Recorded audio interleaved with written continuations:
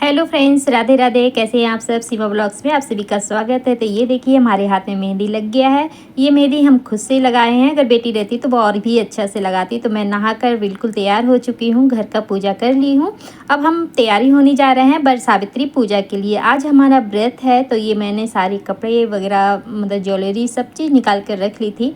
उसके बाद मैं हो गई तैयार। अब सिर्फ बाकी रह गया हमारा चूड़ी पहनना। चूड़ी पहनूंगी, उसके बाद पैरों में आलता लगाएंगे।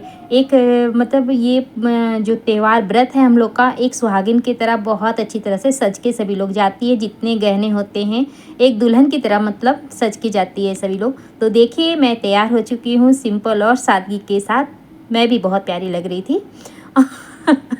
तो ये देखिए अब हम पूजा के थाल लेकर मंदिर की ओर चल पड़े और मंदिर हम पहुंच गए हैं। तो ये हमारा मंडप है, माता रानी का मंदिर है।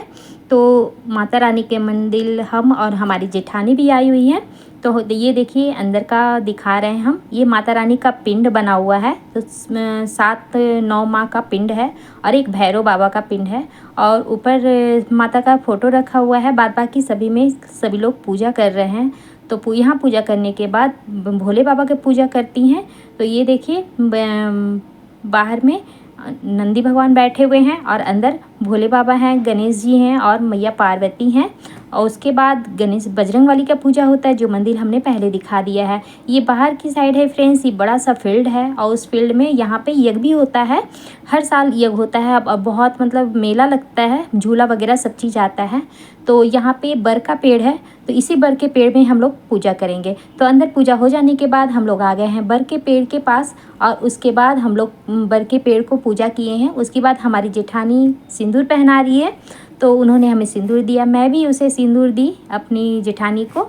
उसके बाद मेरी एक फ्रेंड थी, तो वो बोलने लगी कि लाओ तुम आप लोगों का हम वीडियो बना देती हूँ, बहुत अच्छे लग रहे हो आप लोग। तो वो वीडियो बना रही थी और हम लोग सिंदूर देकर वीडियो शूट करवा रहे थे। तो बहुत अच्छा लगता है, बहुत ज़्यादा मन लगता है। और ये देखिए धागा है। तो ये धागा हम लोग मतलब बर के पेड़ में लपेटते हैं पूजा करने के दौरान। और बीच बीच में मतलब एक दाना, जैसे कि मिश्री आप ले लीजिए, या तो बादाम ले लीजिए, या तो मतलब इलायची दाना ले लीजिए। जितना बार आपको फेरी देना है, फेरी मतलब घूमने को फेरी देना कहते हैं। तो आप 21 बार घूम सकते हैं, 44 बार घूम सकते हैं, या 108 बार घूम सकते हैं। वो आपके ऊपर डिपेंड करता है आप कितना बार घूमना चाहते हैं। उतना बार घूमने के बाद आरती करते हैं। पूजा करने के बाद आ जाते हैं पंडित जी के पास। तो पंडित जी कथा सुनाते हैं। सावित्री का जो कथा होता है वो कथा सुनाते हैं पंडित जी। और उसके बाद जो देना हो पंडित जी को हम लोग दान दे लेते हैं। और दान देने के बाद हमारा पूजा पूरी तरह से संपन्न हो जाता है। उसके बाद अब हम आ गए हैं घर। तो टाइम हो गया है हमारा 1 बज गया है घर आते हुए, क्योंकि आज लेट से था। 11:30-12 बजे के बाद ही अमावस्या मतलब हो रहा था।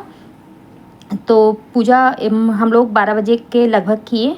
और उसके बाद घर आने के बाद अपने पतिदेव की पूजा करना बहुत ज़रूरी है, क्योंकि उन्हीं के लिए ये व्रत है। अपने पति के लिए सभी लोग व्रत रखती हैं, उनकी लंबी आयु के लिए, उनके स्वास्थ्य बढ़िया रहे, वो अच्छे रहें। तो उन्हें टीका हमने लगाया, उनको प्रसाद दिया, पानी दिए। उसके बाद उनको प्रणाम किया। उन्होंने हमें आशीर्वाद भी दिए हैं। उसके बाद हम लोग इनको मतलब थोड़ा सा पंखा भी हिलाना ज़रूरी होता है, क्योंकि ये पंखा भी हम लोग चढ़ाते हैं। वर सावित्री पूजा में पंखा, ताड़ का पंखा बहुत ज़रूरी है। उसके बाद खिलाते हुए इनको थोड़ा सा हवा दे ली मैं। तो हवा देना हो गया। अब उसके बाद जो भी हमने मतलब शूट किया था वो सब सारे फ़ोटो हमने लगाए हैं। तो ये वर सावित्री पूजा का इस तरह हम लोग करते हैं। और आने के बाद हम लोग भी चाय पानी या पेड़ा ले लेते हैं और शाम को फिर फल खाते हैं आरती करने के बाद। तो इस तरह से ये वर सावित्री पूजा का पूजा हम लोग पूरी दिन भर इसी तरीके से करते हैं। इस दिन अन्न नहीं खाते हैं। तो आप लोग को कैसा लगा फ्रेंड्स, कमेंट करके कहिएगा। Thank you.